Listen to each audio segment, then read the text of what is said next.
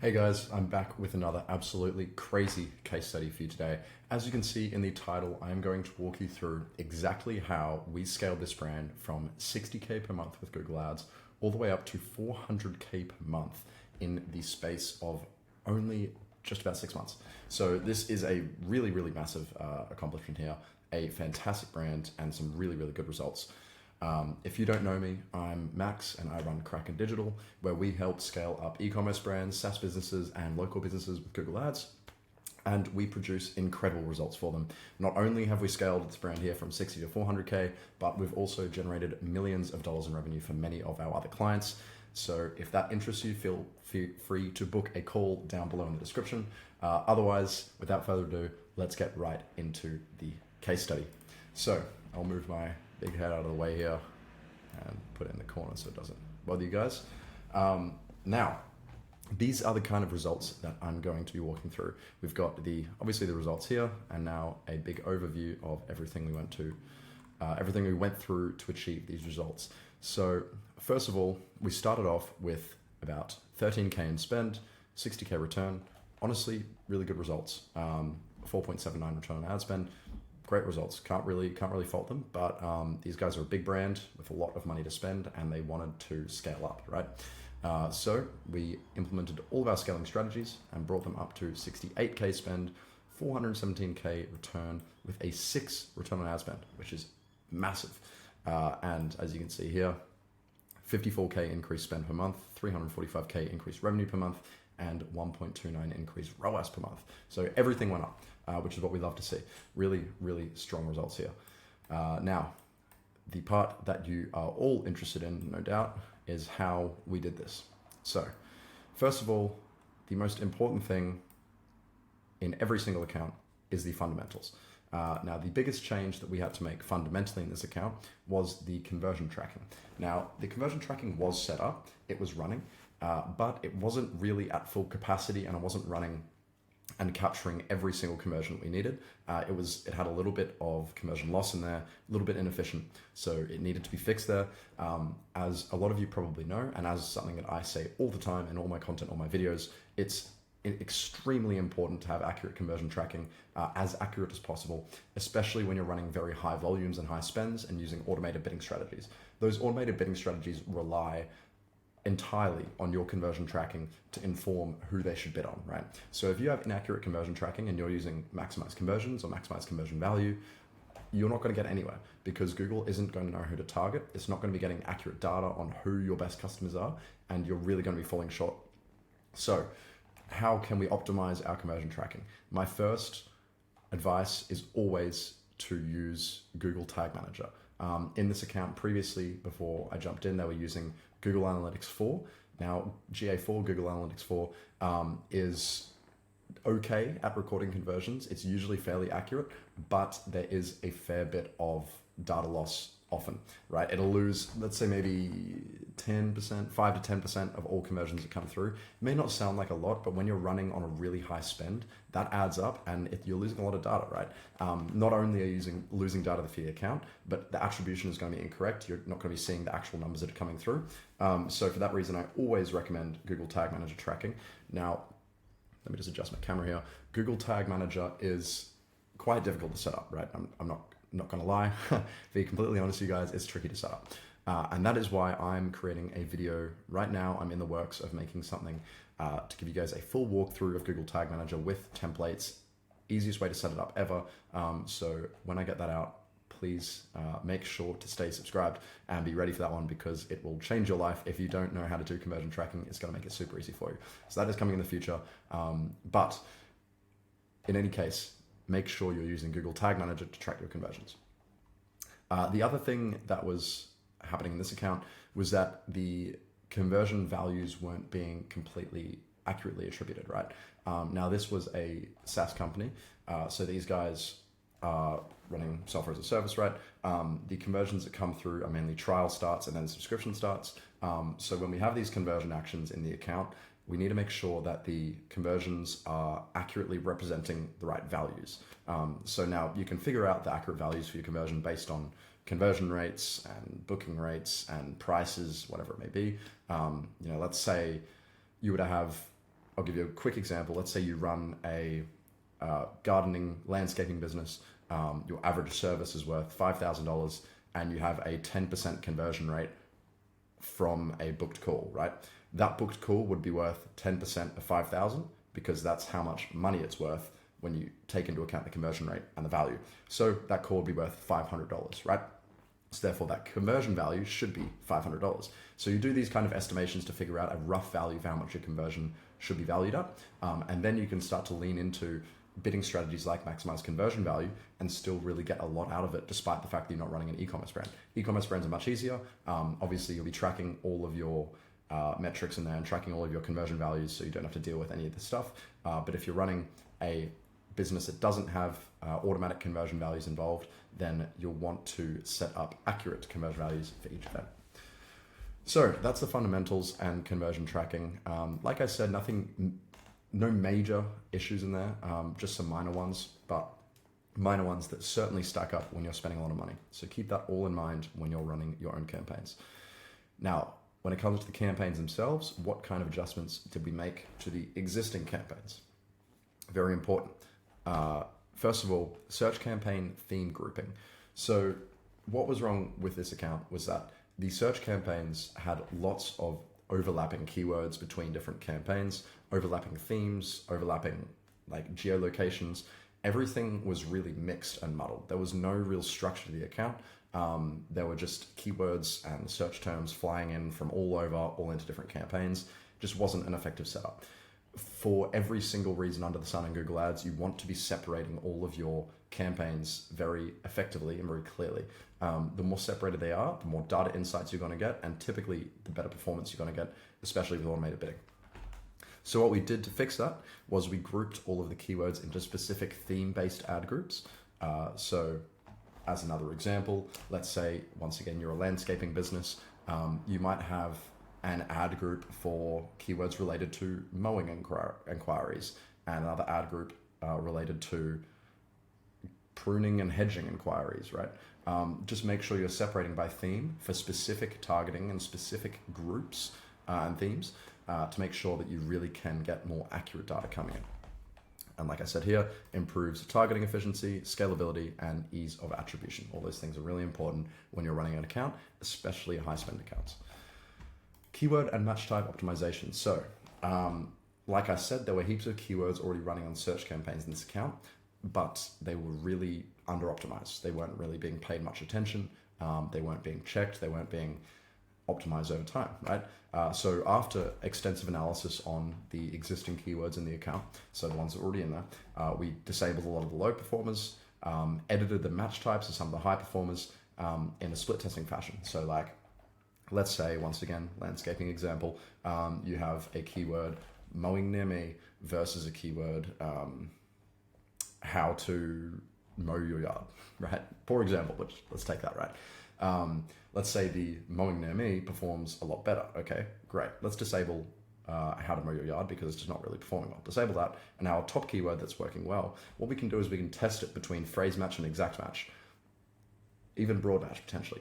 If you're running a big account, you have a lot of conversion data, you can test with broad, but typically I'd probably recommend testing between phrase and exact if you're just a smaller account.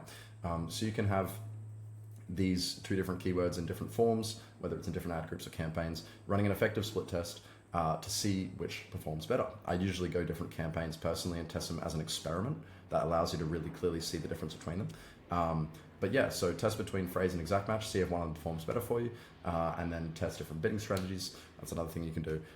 But yeah, making sure that your keywords really are nailed in with the highest performing keywords active, the lowest performers disabled, and when you do find those high performers, figuring out what match type is the best for them.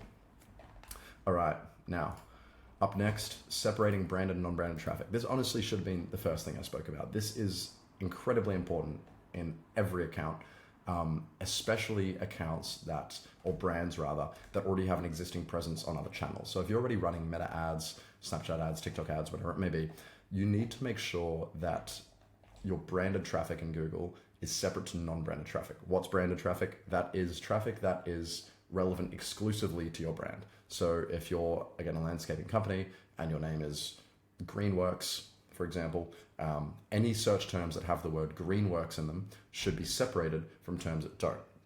For example, you have someone searching, you know, Greenworks mowing near me, right? They're definitely looking for your brand. They're not looking for any other brand. So what you want to make sure that the traffic like that is separated, because you're going to get a much higher conversion rate on traffic like that. And if it's mixed in with your non-branded traffic, so if someone who's just searching for mowing near me, non-branded, no brand mention, you're going to have really mixed signals to Google. It's going to lower your performance, just not a good idea. So what we did was we separated out these two traffic types by using negative keywords in existing campaigns, and then adding a new campaign to capture solely branded traffic. So in our existing campaigns, we put in all negative keywords for the brand name. So in the case of a landscaping company, that would be Greenworks as a negative keyword. So those search terms aren't coming through to your existing campaigns. And then having a brand new campaign, which is focused on just capturing all of those branded terms, so terms that have the word Greenworks in them, right? Very important separating those two traffic streams, because, like I said, it's really good for attribution, so you can clearly tell how many existing customers you're capturing and how many new customers you're generating. And then also it's really good for Google's targeting, so Google knows what your new customers look like and what your branded customers look like. Really, really important.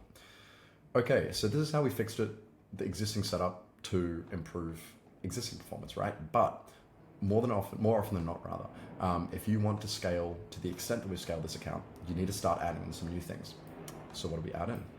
Expansion and new campaigns. As we can see here, the first order of action was to expand the geographical targeting. Now, in this account, as I said, they're a pretty large brand. They were looking to scale rapidly, and they already had a pretty solid base in the US. It wasn't fully taken advantage of, it wasn't fully saturated in the US, but they were starting to hit those upper limits of the US.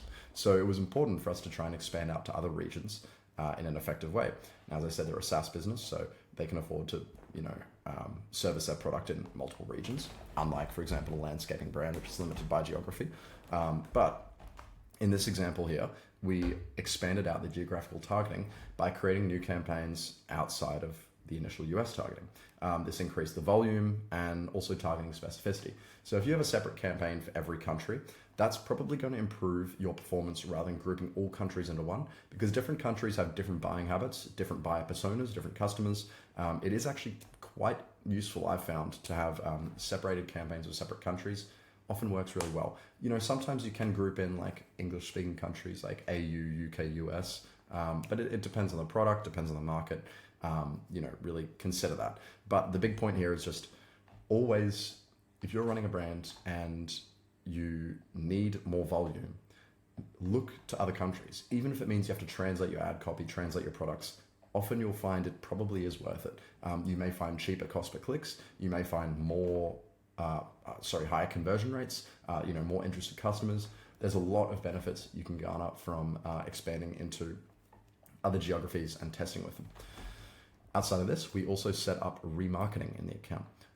Now, there was previously no remarketing efforts in the account. This is something that can really, really help increase volume and just recapture people who were essentially too lazy to purchase the first time, but then after a reminder, they were very interested in purchasing or signing up or starting a trial. So in this case, our video and display campaigns were designed with targeting audiences who had visited the site and completed high-value actions but not converted. So, for example, we started a video or a display campaign where we have specific creatives that are tailored towards people who have already seen our site but haven't yet purchased. Maybe they've even requested a trial, but they didn't complete the trial sign-up. Maybe they've done a few clicks, they've signed up to our email list, or whether they've just visited the site. Anything that indicates interest, you want to be registering those actions within Google, and then within Google Ads, you'll automatically gather website visitors using your Google tracking tag, but there's other ways as well to get specific audiences. And when you do get these audiences, showing them specifically tailored ads that really try and re-engage them and bring them back into the fray after they may have disengaged just due to time or wasn't the right time, or they didn't have the money, whatever it may be. But being able to re-engage these people and show them your product once again and give them another strong CTA very often can produce really good conversion rates, really high return on ad spend when done right. So remarketing, if you don't already have it in your account, highly recommend, especially if you have that existing custom data. And then finally, the addition of cold video campaigns. This was huge for scaling. Huge for scaling in every single account I've ever seen, if they have the money for it. Now, this is something I only recommend if you have a higher budget to work with, but cold video campaigns, similar to meta campaigns. These are campaigns on YouTube, whether it's longer form YouTube horizontal videos, or whether it's YouTube Shorts in the vertical portrait format.